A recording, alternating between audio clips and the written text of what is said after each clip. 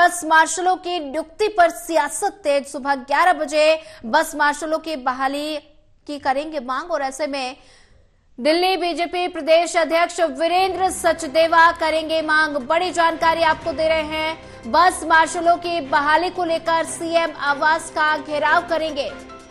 बड़ी जानकारी आपको बता रहे हैं। लगातार जो है बस मार्शलों की नियुक्ति पर सियासत तेज हो गई है। सुबह 11 बजे बस मार्शलों की बहाली की मांग की जाएगी और ऐसे में दिल्ली बीजेपी प्रदेश अध्यक्ष वीरेंद्र सचदेवा ये मांग करेंगे।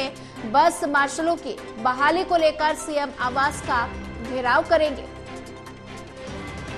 ऐसे में लगातार बस मार्शलों की नियुक्ति पर सियासत गरमाई हुई है और ऐसे में आज सुबह 11 बजे बस मार्शलों की बहाली की मांग करेंगे।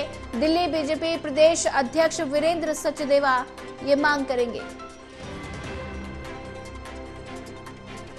बस मार्शलों की बहाली को लेकर सीएम आवास का घेराव किया जाएगा।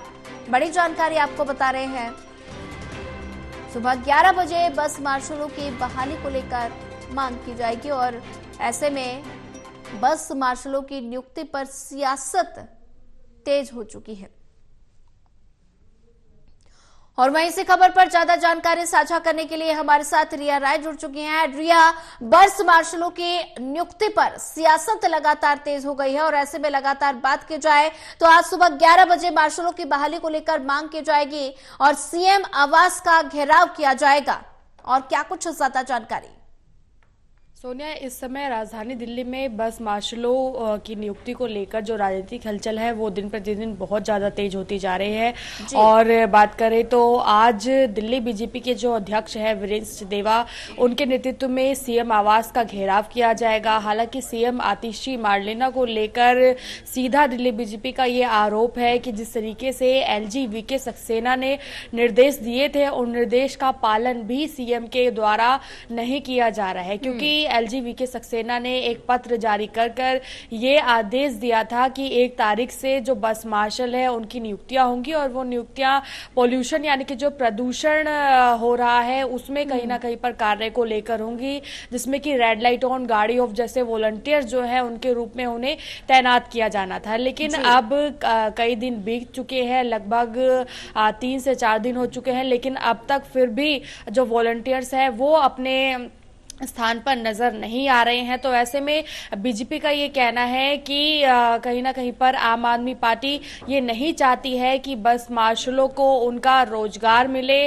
और जिस तरह से एलजी ने ऑर्डर्स दिए हैं उन ऑर्डर की भी अवहेलना को किया जा रहा है, क्योंकि जो ऑर्डर दिए गए थे वो आपसी सहमति के बाद ही बनकर तैयार हुए थे। एक बैठक का आयोजन हुआ था, उस बैठक में खुद एलजी वीके सक्सेना थे, उसके साथ में सीएम आतिशी मार्लेना भी थी और बीजेपी के जो नेता प्रतिपक्ष है विजेंद्र गुप्ता वो भी, उनकी मौजूदगी भी वहां पर थी। उसके बाद एक सहमति तैयार हुई, उसमें ये कहा गया था कि अगले 4 महीने तक जो बस मार्शल हैं उनको ये समय दिया जा रहा है कि वॉलंटियर्स के तौर पर अब वो रोजगार के रूप में वॉलंटियर्स का काम करेंगे। प्रदूषण से जो दिल्ली की जनता त्रस्त है उसमें अपनी भागीदारी को निभाएंगे और इसी टाइम पीरियड में उनकी पक्की नियुक्ति पर काम किया जाएगा और उन्हें जल्द ही जो काम है, जो रोजगार है वो दिया जाएगा। लेकिन अब तक क्योंकि जो निर्देश रेड लाइट ऑन गाड़ी ऑफ को लेकर दिए गए थे, यानी कि 1 तारीख से बस मार्शलों को सड़कों पर तैनात होना चाहिए था,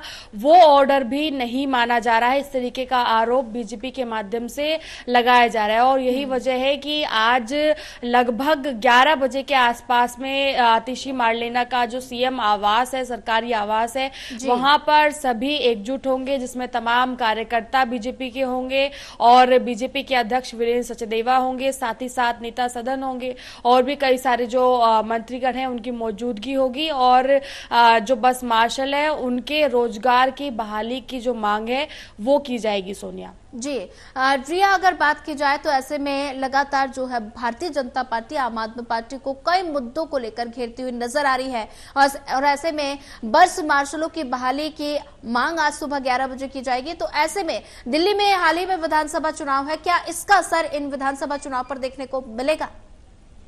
जी देखिए, क्योंकि बीते दिन ही आतिशी मार्लेना जो कि सीएम अभी वर्तमान में दिल्ली में हैं, उनके माध्यम से बस मार्शलों की नियुक्ति के मुद्दे को लेकर उन्होंने आरोप बीजेपी पर मढ़ा था और ये कहा था कि वो जल्द से जल्द एक पत्र जारी करके जो एलजी हैं उनको भी इस बात की मांग करेंगी कि बस मार्शलों को पूर्ण रूप से नियुक्त किया जाए। लेकिन बीजेपी ही नहीं चाहती है, बल्कि इसमें अलग प्रकार की जो राजनीति है वो की जा रही है। तो ऐसे में ये समझ पाना बेहद ही मुश्किल हो रहा है कि आखिर इस विधानसभा चुनाव में, क्योंकि बस मार्शलों की जो गिनती है वो लगभग 10,000 के आसपास है, यानी कि 10,000 परिवार पूरी तरीके से इससे प्रभावित होता है। और दिल्ली में क्योंकि आगामी विधानसभा के चुनाव हैं, अब ऐसे में दोनों ही पार्टियां अगर एक दूसरे पर आरोप प्रत्यारोप लगाएंगी और उसका कोई परिणाम नहीं होगा तो ये जायज सी बात है कि जो दिल्ली की जनता है या जो उससे प्रभावित हो रहे हैं